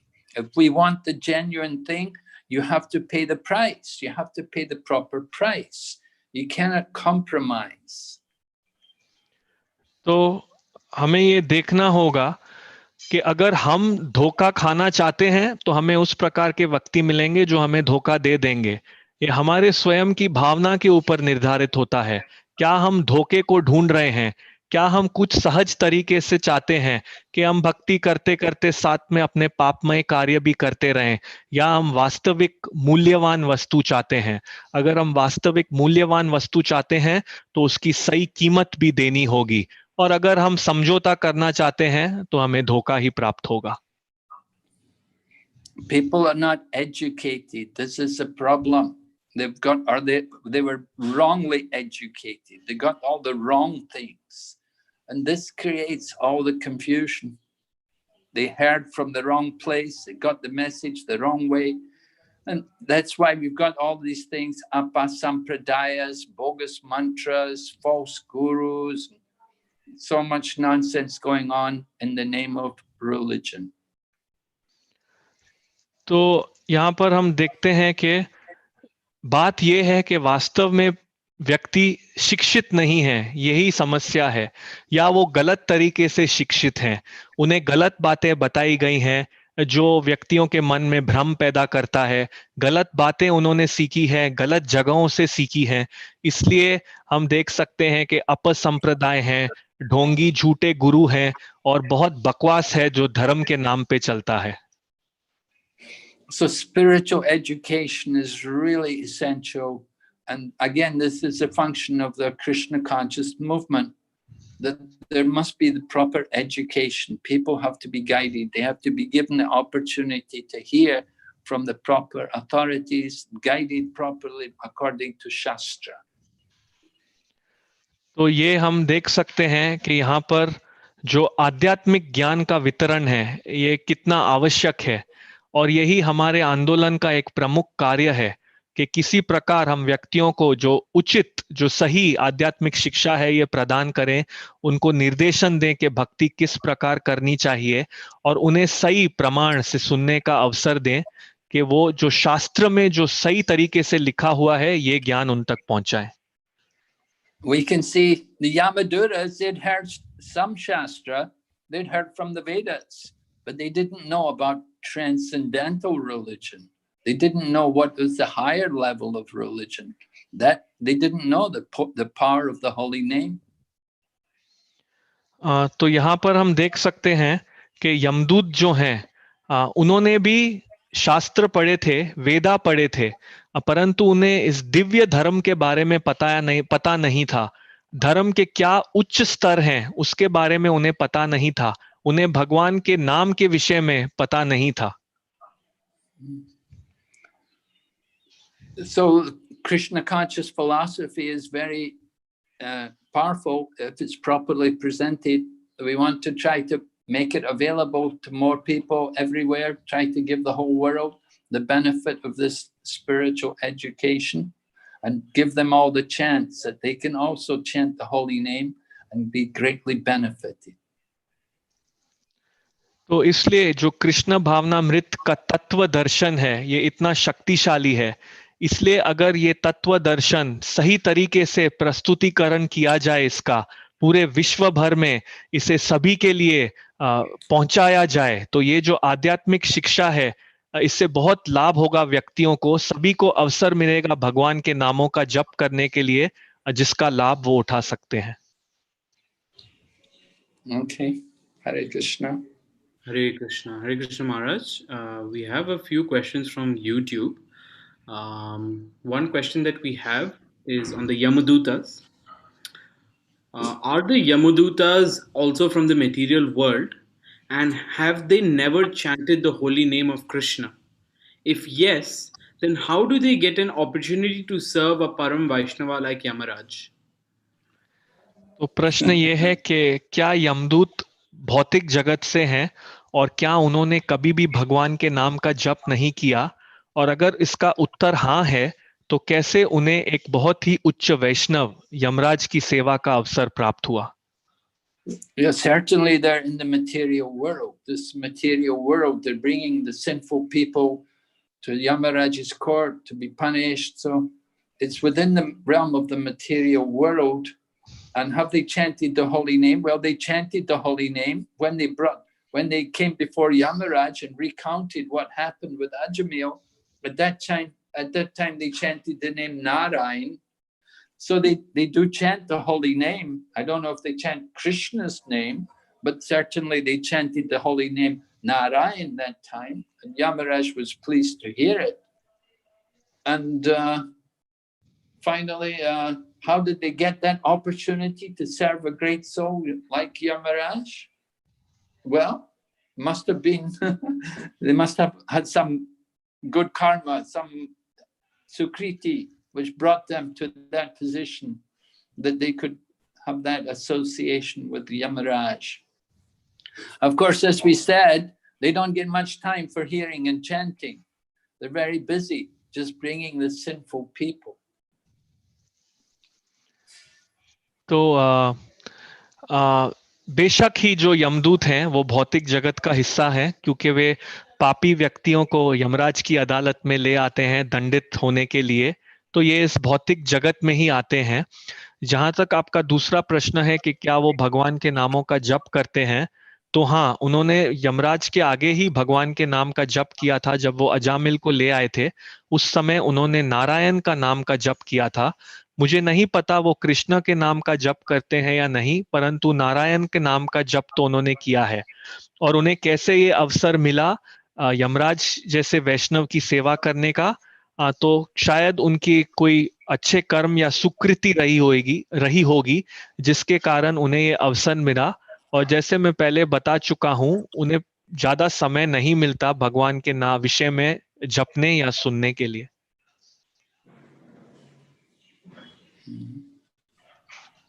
Hare Krishna Maharaj, we have one more question on Zoom, just one or two more questions, Maharaj. Yeah. Here the question is, how do we make, when we are preaching and we give the example of Ajamila to people in general, how do we make them understand that it's important to chant the name with the right consciousness? तो प्रश्न ये है कि जब हम व्यक्तियों को साधारणतः अजामिल की कथा के विषय में बताते हैं, तो कैसे हम उन्हें समझाएं कि भगवान का नाम सही चेतना में लेना चाहिए और यह महत्वपूर्ण है। Well, not only chanting the holy name with the right consciousness, but everything in devotional service has to be done with the right consciousness. You can read in the preface of the Nectar of Instruction, Srila Prabhupada writes, everything depends on the attitude of the disciple, of the devotee, the attitude. So that attitude, that reflects our consciousness. So certainly in chanting the holy name, the consciousness also has to be right. Consciousness that this chanting, we should think this chanting is very important. So that's one thing which we want to impress upon people, that this chanting is not just some ritualistic or mechanical activity, but it's something which is very spiritual. It creates a very powerful spiritual energy, and we should do it. We should apply ourselves to this process with the greatest absorption. The absorption that don't think it's easy. It takes time. It's a great effort. We should really endeavor to chant the holy name. We should really call out to the Lord to please help us and to give us the ability to chant your name with power and with purity. It's the most important activity of devotees. So we definitely do want to impress upon people the importance of it. So the more we speak about the chanting of the holy name and the more we glorify the chanting of the holy name, then we hope that people will be more inspired to put the proper consciousness, to put their full attention and absorption into chanting the holy name. Kirtan also helps. A lot of kirtan can help people to get more taste for the holy name. Understanding the philosophy, the Nam Tattva, that can also help. It's different things. तो यहाँ पर महाराज जी कह रहे हैं कि केवल जप ही नहीं है जिसमें हमें सही चेतना रखनी है, परंतु हर भक्ति के कार्य में हमारी चेतना सही होनी चाहिए। अगर हम जो ये उपदेशामृत पुस्तक है उसकी प्रस्तावना में पढ़ेंगे तो शिला प्रभुपाद जी कहते हैं कि भक्त की प्रगति आध्यात्मिक जिंदगी में भक्त के दृष्टिकोण या उनके भावना पर निर्धारित रहता है, और हमारी किस प्रकार की भावना है ये पता पड़ती है हमारी चेतना से। इसलिए जप सही चेतना में करना चाहिए। ये बहुत ही महत्वपूर्ण है। जप जो है ये कोई कर्मकांडीय क्रिया नहीं है, या ऐसे ही कोई यांत्रिक गतिविधि नहीं है कि हम इसे एक यांत्रिक गतिविधि की तरह करें। ये आध्यात्मिक कार्य है, इससे आध्यात्मिक शक्ति विकसित होती है। इसलिए हमें अपना मन पूर्ण रूप से जप में लगाकर जप करना चाहिए। ये आसान नहीं है, इसे समय लगेगा, इसलिए हमें जानबूझकर प्रयास करना चाहिए भगवान के नामों को पुकारने के लिए, और भगवान से प्रार्थना करनी चाहिए कि हमें योग्यता दें कि हम सही तरीके से और शुद्ध भावना से भगवान का नाम जप कर सकें। भगवान के नाम का जप सबसे महत्वपूर्ण कार्य है भक्तों के जीवन में। इसलिए हमें व्यक्तियों को कहना चाहिए भगवत नाम के बारे में। जितना ज्यादा हम भगवत नाम के बारे में कहेंगे, जितना ज्यादा हम भगवत नाम की महिमा का गुणगान करेंगे, तो व्यक्ति प्रेरित होंगे सही चेतना से जप करने के लिए। कीर्तन भी हमारी मदद कर सकता है व्यक्तियों को भगवत नाम के प्रति रुचि जागृत करने के लिए। और इसके साथ साथ अगर हम नाम तत्व समझें और नाम तत्व का प्रचार करें, ये भी व्यक्तियों को मदद कर सकता है सही चेतना में जप करने के लिए। Hare Krishna Maharaj, we have one last question, which may be a little bit out of the topic that you talked about today. Hare Krishna Maharaj, I had a question. When we wish for something related to our spiritual advancement, it doesn't come so fast to us, whereas material wishes come very fast. Why does this happen? तो प्रश्न ये है कि अगर हम कोई आध्यात्मिक चीज की इच्छा करते हैं तो इतनी जल्दी वो हमारे पास नहीं आती, परंतु अगर हम कोई भौतिक इच्छा रखते हैं तो वो बहुत जल्दी आ जाती है। ऐसा क्यों है? I would think the reason for this is because you're in a very materialistic environment or very materialistic society, and it's influencing you in that way. But if you were in a more spiritual atmosphere, a more spiritual environment, then you might find the desire for spiritual things will be stronger. We tend to reflect the things which are around us. So because you're in a materialistic society, a strong material atmosphere, so we're attached that way. It reflects. Our attachments are influenced. तो महाराज जी कह रहे हैं कि मुझे इसका कारण ये लगता है कि क्योंकि आप एक भौतिक वातावरण में हैं, एक भौतिक समाज में हैं, इसलिए आपकी भौतिक इच्छाओं और उनके पूर्ण होने से आसक्ति ज्यादा है। लेकिन यदि आप एक आध्यात्मिक वातावरण में होंगे तो आध्यात्मिक वस्तुओं की इच्छा वो ज्यादा बढ़ जाएगी। जिस वातावरण में है उस प्रकार से हमारी इच्छाओं पर प्रभाव पड़ता है। इसलिए क्योंकि हम एक भौतिक वातावरण में हैं, हम इस प्रकार से आसक्त हैं।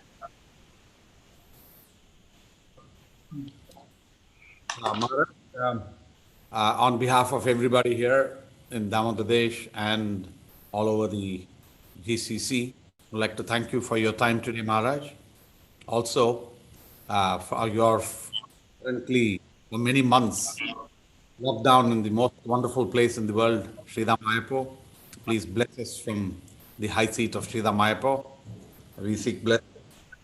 And also, I think we have big festivals, our Balram appearance, as well as Janmashtami. We look forward to having some sessions. I shall get in touch with you if we would like to also hear something from you in these days. Thank you very much, Maharaj. Hare Krishna. Thank you. Thank you for giving me the opportunity. Hare Krishna. His Holiness Bhakti Vinasa Narasimha Swami Maharaja ki Srila Prabhupada Srila Maya Sai Gaura Premanande Hari Hari Hari Hari Bol. Hare Bol. While for the rest of you, I wanted to say thank you again for being here for this session today. We are planning out on big sessions for Eid. as well. We're looking forward to having a session at least one program appearance day. And maybe Julan Yatra is also there. We can have some kirtans in the evenings for Julan Yatra. And we shall also have special programs for Janmashtami. I'm sure every yatra will have its own programs. I would request every one of you to stay safe and do not try to, just get out of the rules and regulations at this particular time. Maintain social distancing as much as possible. Do it in your own house. And I think Zoom or GoToMeeting or these online portals are a good way by which we can still see each other and mingle with each other. So I would request all of you not to overstep the limitations. The dangers of COVID still is looming large. So in every place, there are some places where it's peaking and it's not yet settled and not yet closed. Therefore, kindly maintain the social distancing without fail. Given the circumstances, we'll try and see how we can have the Abhisheka shown and how we plan out on various kirtans and programs for Janmashtami. And as I started today, I also, for Srila Prabhupada's appearance day, Vyasa Puja of Srila Prabhupada, I would request every one of you to write a glorification for Srila Prabhupada on the appearance day. Now, the many temples may have Janmashtami that they shall still be celebrating, though many temples are still under lockdown. Maybe we may make a small collection campaign to reach out some donations to temples for Annadan, where possible, according to their own capacities, and for Abhisheka. So we shall make an appeal, but otherwise, this is a very low-key, but in enthusiasm, we all have to be fully connected and enthused. If you can take the day off for either Balram Appearance Day or for Janmashtami, please do, so that you are fully in the thought of the Lord, fasting, reading Krishna book, and fully being associated with the topics of Krishna. Having said that, I would request every one of you to also pray for the health of all the devotees who have been impacted, and also pray for Sri Kumar Arjuna ji, who is the father of Dr. Sonal, who is unwell and hospitalized right now in India. And also I request everyone to pray for those who are having various material situations at this particular stage. So let's chant Hare Krishna a few times. And then if you have any questions, if you have any comments, please pick up, open up and speak. Hare Krishna, Krishna Krishna, Hare Hare, Hare Rama, Rama Rama, Hare Hare. Hare Krishna, Krishna Krishna, Hare Hare, Hare Rama, Rama Rama, Hare Hare. Hare Krishna, Krishna Krishna, Hare Hare, Hare Rama, Hare Rama, Hare Rama. Anybody has any comments, or you want to just come online and say something, please, you're welcome.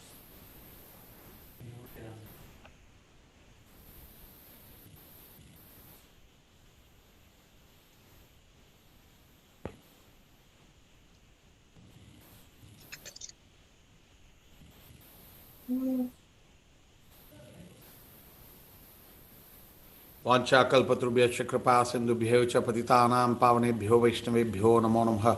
एकं शास्त्रं देवकीपुत्रगीतम् एको देवो देवकीपुत्र एव एको मन्त्रः तस्य नामानि यानि कर्माप्येकं तस्य देवस्य सेवा।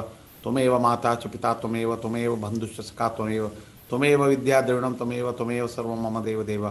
कृष्णाय वासुदेवाय हरे परमात्मने प्रणतक्लेशनाशाय गोविन्दाय नमो नमः। कृष्णाय वासुदेवाय देवकी नंदनाय च नंदगोपकुमाराय गोविन्दाय नमो नमः। वसुदेवसुतं देवं कंसचाणूरमर्दनं देवकी परमानन्दं कृष्णं वन्दे जगद्गुरुं। कात्यायनी महामायी महायोगिन्यदीश्वरी नंदगोपसुतं देवी पतिं मे कुरुते नमः। श्रीकृष्ण शरणं मम दासोऽहं कृष्ण तवास्मि। हरे कृष्ण कृष्ण कृष्ण हरे हरे, हरे Ram Ram Ram Hare Hare. As I said before, today is Naga Chaturthi and tomorrow is Naga Panchami. The story also goes that, when Parikshit Maharaj was cursed to be bitten by a snake, Takshaka, and then the whole Srimad Bhagavatam episode happened, and at the end, finally, Takshaka still biting Parikshit is only an excuse, but Parikshit Maharaj, a Mahabhagavata, having heard the entire Bhagavatam, had already departed. However, the son of Parikshit Maharaj, King Janamejaya, he picked up and he was so angry against the entire snake community. and therefore he started to perform a yajna. And Janame Jese Jnante. So he started performing a yajna, and from the sky all these snakes started to fall down into the yajna and were finished. Takshaka, however, escaped that net and he went off, and he wanted the blessings of Indra. So he went and he curled around the bed of Indra. But when the Brahmana started more powerfully chanting the mantras to try and pull all the snakes and to finish them all off, Takshaka, who was bound to the bed of Indra as Indra was sleeping, Takshaka along with Indra came down. In the meantime, there was prayers, and a very wonderful sage called Astika was asked to try and save the situation, to try and save the rest of the snakes who have not been killed, and try and save that particular species. And therefore Astika went to Janmejaya, and he was such a nice scholar that when he went to Janmejaya, Janmejaya said, "What boon do you want? Please ask." And then Astika said, "Please allow these snakes to go on." Okay, there's a very nice shloka that we chant at Sandhyavandana. Appasarpa sarpa badhante duram gacha mahashaha janme dese jnante hasti kavachanam smaranne jaratkaro jaratkarvan samutpanno mahashaha hasti ka satya jaratkaro jaratkarvan samutpanno mahashaha panna ke hasti kavachanam smaran panna ke bhi abhirakshantu hasti kavachanam smaranne. So Astika requests, and on behalf of Astika's boon that he got, he stopped the genocide of the snake community, and on that behalf, and also as a thanksgiving, and also in the same species is the Lord appearing also as Ananta Shesha, as it's Balram, the expansion of Balrama into various forms. Balrama supports the Lord in all his leelas, in all the aspects of the Lord, whatever is required as personal service to the Lord. He is present. He is present as his dress. He is present as the wonderful bedding. He is present as the umbrella. He is present as the shoes. In all the personal requirements of the Lord is fulfilled by Balarama of the expansion. Nityananda, so Ananta Shesha, with his 1,000 hoods, still says, "I cannot chant and complete all the gunagan and the glories of the Lord." So these are just some statements today and tomorrow. So on these occasions, many times, many people offer, especially to Ananta, and make some offerings and pray to the deities. Actually, we encompass and support every species of life, Sarva Bhutaha. So that's Naga Panchami. Balram Appearance Day is next week. So let's all get geared up for various activities, and we shall soon announce, in addition to whatever you all have in your own yatras, we shall also announce some things, and then so you have a stack of what you want to do and volunteer and join in the programs. Thank you very much. Hare Krishna. Oh, well, let's call it a day today. Thank you. Dandavat Pranam ji. Hari Bol. Srila Prabhupada ki.